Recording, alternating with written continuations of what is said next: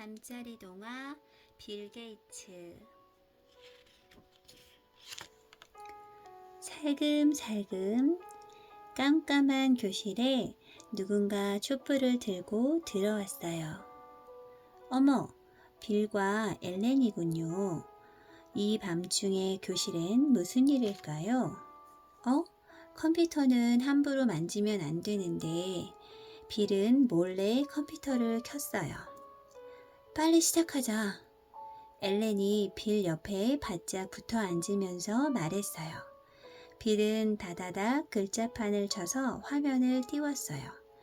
두 사람의 머리가 화면 속으로 쑥 빨려들 것 같군요. 뚜벅뚜벅 발소리가 나네요. 아, 교장 선생님이에요. 큰일이다.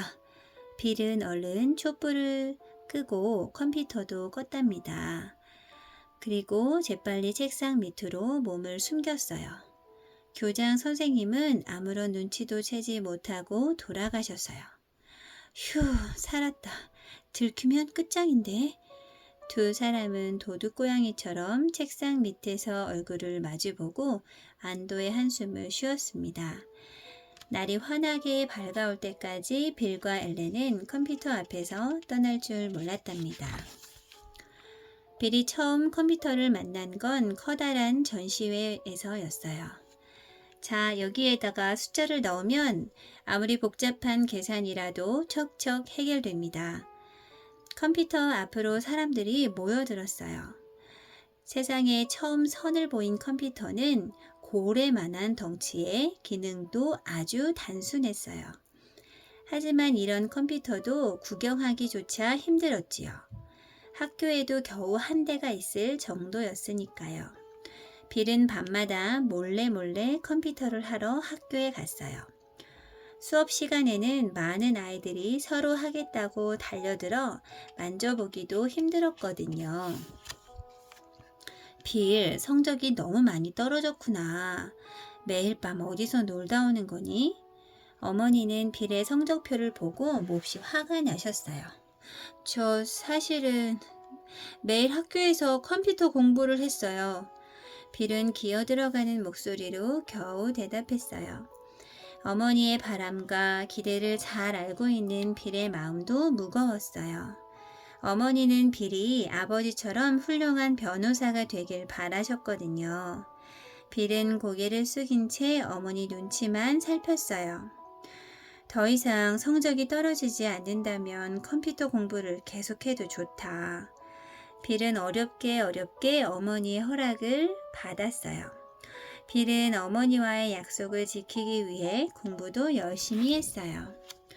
빌은 컴퓨터에 대한 궁금증이 커져만 갔어요. 처음처럼 컴퓨터 안에 사람이 숨어 있다고 생각하지는 않았지만 무엇이든 명령만 내리면 해내는 것이 정말 신기했거든요. 컴퓨터는 자기들끼리만 통하는 말이 있어요. 컴퓨터 언어라고 하지요. 컴퓨터는 이 언어로 모든 프로그램을 만드는 거예요. 빌은 컴퓨터 언어를 배우기 위해 대학생들이 보는 책들을 빌려다 읽었답니다. 고등학생이 보기에는 어려웠지만 빌은 밤을 새워가며 읽고 또 읽었어요. 내가 만든 프로그램을 사용해 볼 순 없을까? 빌은 자신이 만든 프로그램을 시험해 보고 싶어서 온몸이 근질근질했어요. 어느 날 빌은 작은 컴퓨터 회사를 찾아갔어요. 사장님, 저를 여기서 일하게 해주세요. 사장님은 너무나 어이가 없어 껄껄 웃으면서 말했어요. 꼬마야, 우리 회사에는 너같이 어린애가 할 일은 없단다. 빌은 고등학생이었지만 워낙 덩치가 작아서 마치 초등학생처럼 보였거든요. 그러나 빌이 만든 프로그램을 보자 모두들 벌어진 입을 다물지 못했어요. 돈은 안 주셔도 돼요. 컴퓨터만 마음대로 사용하게 해주세요. 빌은 이미 컴퓨터 앞에 자리를 잡고 앉아 있었습니다. 빌의 컴퓨터 실력은 하루가 다르게 발전했어요. 빌, 이것 좀 부탁해. 이제는 사장님도 마음 놓고 일을 맡기셨지요. 빌은 언제나 늦게까지 남아 컴퓨터와 씨름을 했어요. 그런데 이게 어찌 된 일일까요? 갑자기 컴퓨터가 꺼지더니 다시 켜지지 않는 거예요. 왜 이러지? 빌은 깜짝 놀라 컴퓨터를 이리저리 살폈어요. 컴퓨터는 깜깜한 얼굴만 내민 채 아무 말이 없었어요. 중요한 서류를 모조리 삼켜버린 채 말이에요. 빌은 바닥에 주저앉아 엉엉 울음을 터뜨리고 말았어요. 여기서 당장 나가! 사장님은 너무 화가 나서 노발대발하셨어요. 결국 빌은 회사에서 쫓겨나고 말았답니다. 쯔쯔쯔 불쌍한 빌. 풀이 죽은 모습이 너무 힘들어 보이네요. 빌은 컴퓨터에 자신을 잃었던 거예요. 집으로 돌아온 빌은 학교 공부에 몰두했어요. 마침내 빌은 하버드 대학교의 법학과에 당당히 합격했답니다. 장하구나 빌. 누구보다 어머니가 기뻐하셨어요. 그러나 빌의 머릿속은 온통 컴퓨터 생각뿐이었습니다. 어느 날 빌의 기숙사로 엘렌이 찾아왔어요. 빌, 엄청난 일이 일어났어. 엘렌은 신발도 벗지 않고 방으로 뛰어 들어왔어요. 드디어 개인용 컴퓨터가 나왔어. 집집마다 컴퓨터를 놓고 누구나 사용할 수 있는 세상이 온 거예요. 빌은 가슴이 쿵쾅거려 말을 할 수가 없었어요. 빌, 이제 우리가 나설 차례야. 개인용 컴퓨터 프로그램을 만드는 거야. 엘렌의 말에 빌은 자신감이 솟았어요. 그래, 아무도 우리를 따라오지 못할 거야. 빌은 엘렌의 두 손을 꽉 잡았습니다. 세상에 처음 나온 개인용 컴퓨터는 알테어 8800이었어요. 알테어 8800은 자신을 움직이게 해줄 명령을 애타게 기다렸어요. 누구든 제일 먼저 프로그램을 짜는 사람에게 기회를 주겠소. 많은 사람들이 알테어 8800의 프로그램에 도전했어요. 빌과 엘렌은 서둘러 프로그램을 완성시켰어요. 그리고 한 걸음에 회사로 달려갔어요. 제발 알테어 8800이 문제없이 움직일 수 있도록 도와주세요. 빌과 엘렌은 프로그램을 입력시키고 두 눈을 꼭 감았어요. 와, 화면이 떴어요. 숨을 죽인 채 기다리던 사람들의 입에서 탄성이 터져 나왔어요. 알테어 8800이 사람들과 친구가 되는 순간이었어요.